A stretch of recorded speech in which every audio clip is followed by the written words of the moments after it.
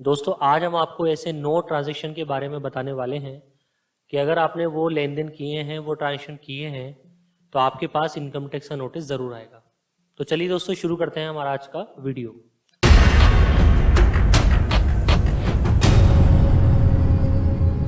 सबसे पहला ट्रांजैक्शन जो है वो आपका सेविंग बैंक अकाउंट से रिलेटेड है। यहाँ पर सेविंग बैंक अकाउंट्स की जो बात है, जो टर्म है, वो टर्म छुपी हुई है कैश डिपॉजिट से। मतलब सेविंग अकाउंट में कैश डिपॉजिट कराने का जो ट्रांजैक्शन है उससे रिलेटेड रूल हम आपको बताने वाले हैं। रूल क्या है, ट्रांजैक्शन क्या है कि अगर आपने सेविंग बैंक अकाउंट में 10 लाख रुपए या उससे ज्यादा कैश जमा कराया है, यहाँ जो वर्ड है कैश, इस पर खास ध्यान देना है।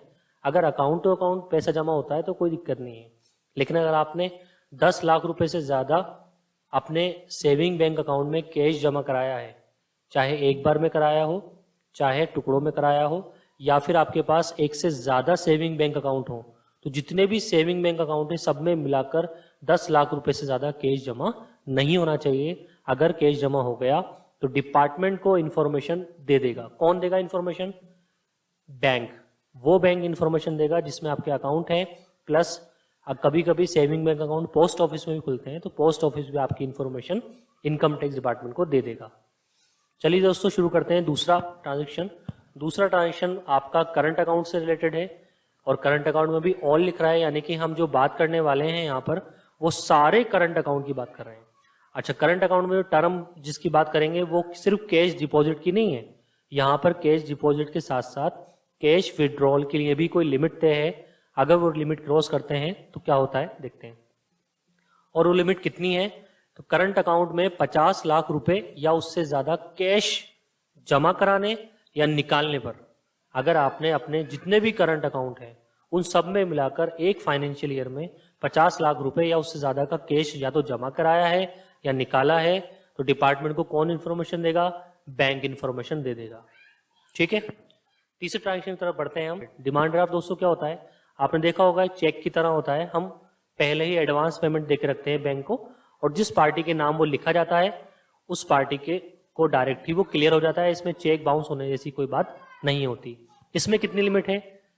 इसमें 10 लाख रुपए से ऊपर की अगर आप डीडी कैश में बनवाते हो, देखो फिर वही बात आ रही है, आपके अकाउंट में अगर आप अगर जो डीडी है वो अगर अकाउंट टू अकाउंट बनवा रहे हो तो कोई प्रॉब्लम नहीं है, लेकिन अगर आपने कैश में बनवा रहे हो 10 लाख से ऊपर की डीडी, तो कौन इन्फॉर्मेशन देगा? जिस बैंक से आप डीडी बनवा रहे हो वो बैंक आपकी इन्फॉर्मेशन इनकम टैक्स डिपार्टमेंट को पहुंचा देगा, और इनकम टैक्स डिपार्टमेंट आपके पास नोटिस भेज देगा। आपसे सवाल करेगा कि ये ट्रांजैक्शन आपने इतना कैश में क्यों किया। चौथा हमारा ट्रांजैक्शन है दोस्तों, अगर हम किसी से कोई माल खरीदते हैं या कोई सर्विस लेते हैं, चाहे जैसे हम मान लो 1 लाख का सामान खरीद रहे हो, 2 लाख का सामान खरीद रहे हैं, 5 लाख का सामान खरीद रहे हैं एक फाइनेंशियल ईयर में, या कोई सर्विस रिसीव कर रहे हैं, तो उसकी जो रूल्स हैं वो क्या है? अगर हम 2 लाख रुपए या उससे ज्यादा का कोई सामान खरीदते हैं या सर्विस लेते हैं किसी से, तो इन्फॉर्मेशन कौन देगा?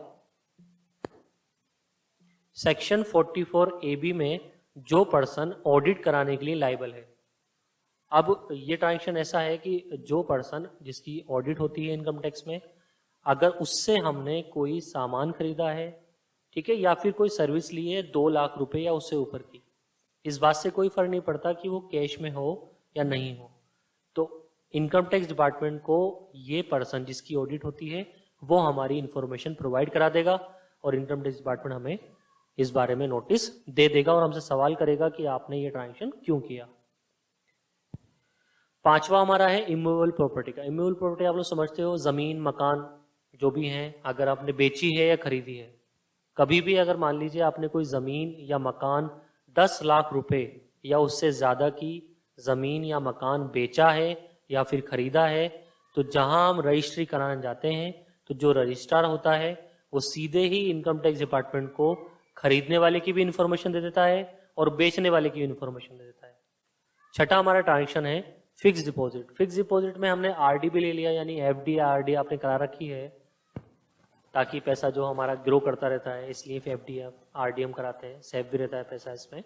तो 10 लाख रुपए या उससे ज्यादा की अगर आपने एफडी या आरडी करा रखी है तो कौन इन्फॉर्मेशन देगा? बैंक में करा रखी है तो बैंक वाले इन्फॉर्मेशन दे देंगे इनकम टैक्स डिपार्टमेंट को। अगर पोस्ट ऑफिस में करा रखी है तो पोस्ट ऑफिस वाले दे देंगे इन्फॉर्मेशन।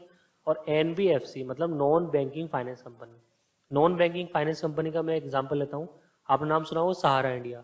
तो सहारा इंडिया में जो FD कराते हैं वो लोग, उनकी भी इंफॉर्मेशन इनकम टैक्स डिपार्टमेंट के पास पहुंच जाती है अगर उनकी जो FD है या RD है वो 10 लाख रुपए या उससे ऊपर की है। सातवां हमारा ट्रांजेक्शन है क्रेडिट कार्ड के पेमेंट से।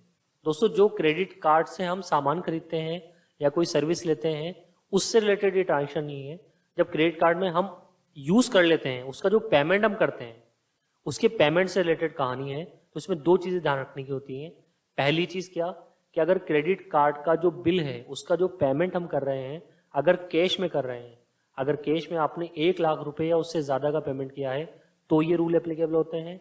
या फिर आपने कैश के अलावा अदर देन कैश यानी account to account debit card से या और किसी क्रेडिट कार्ड से यूज किया है तो 10 लाख या उससे ज्यादा का अगर आपने पेमेंट किया है तो भी इंफॉर्मेशन जो भी क्रेडिट कार्ड इश्यू करने वाली जो एजेंसी है आपकी, या फिर आपने क्रेडिट कार्ड किसी बैंक से लिया है, ठीक है, बैंक से लेना मतलब जो बैंक नॉर्मली होते हैं हमारे नेशनलाइज जो भी बैंक है या प्राइवेट बैंक है उनके जो क्रेडिट कार्ड हैं तो बैंक वाले इन्फॉर्मेशन दे देंगे इनकम टैक्स डिपार्टमेंट को कि भाई इसने अपने क्रेडिट कार्ड का जो पेमेंट किया है वो कैश में 1 लाख या उससे ज्यादा का किया है या फिर अकाउंट टू अकाउंट किया है तो 10 लाख रुपए या उससे ज्यादा का किया है, ठीक है।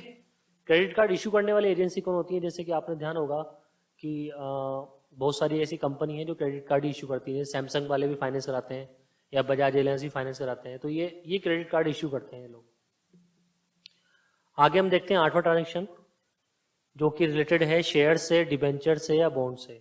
तो शेयर मार्केट में जो भी हम काम करते हैं या डिबेंचर्स वगैरह खरीदते हैं, बॉन्ड वगैरह खरीदते हैं तो उससे रिलेटेड रूल है कि अगर आपने 10 लाख रुपए या उससे ज्यादा के किसी कंपनी के शेयर्स खरीदे हैं, डिबेंचर्स खरीदे हैं या बॉन्ड खरीदे हैं तो जिस कंपनी के आपने शेयर्स, डिबेंचर्स, बॉन्ड खरीदे हैं वो कंपनी सीधे ही इनकम टैक्स डिपार्टमेंट को आपकी इंफॉर्मेशन प्रोवाइड करा देगी। लास्ट और 9th ट्रांजेक्शन पर हम आते हैं म्यूचुअल फंड। दोस्तों म्यूचुअल फंड भी एक तरह की इन्वेस्टिंग हमारी एक टर्म होती है जहां पे हम पैसा लगाते हैं लॉन्ग टर्म के लिए ताकि वहां से रिटर्न मिल सके, लेकिन इसमें कुछ रिस्क भी होते हैं। अब ट्रांजेक्शन क्या होता है कि अगर मान लो 10 लाख रुपए से ऊपर 10 लाख रुपए का या फिर उससे ऊपर का आपने कोई म्यूचुअल फंड खरीदा है तो सीधे ही जिस कंपनी का भी म्यूचुअल फंड आपने खरीदा है वो कंपनी आपकी इंफॉर्मेशन इनकम टैक्स डिपार्टमेंट को दे देगी। तो दोस्तों ये 9 वो ट्रांजेक्शन थे कि अगर आपने ये किसी फाइनेंशियल ईयर में यानी कि 1 साल में अगर ये ट्रांजेक्शन आपने किए हैं तो आपके पास इनकम टैक्स का नोटिस जरूर आएगा। तो दोस्तों आपको हमारी ये वीडियो कैसी लगी हमें कमेंट करके जरूर बताइएगा और आपका किसी भी ट्रांजेक्शन से रिलेटेड जो कोई भी क्वेश्चन है तो आप हमसे पूछ सकते हैं। Thank you, thanks for watching.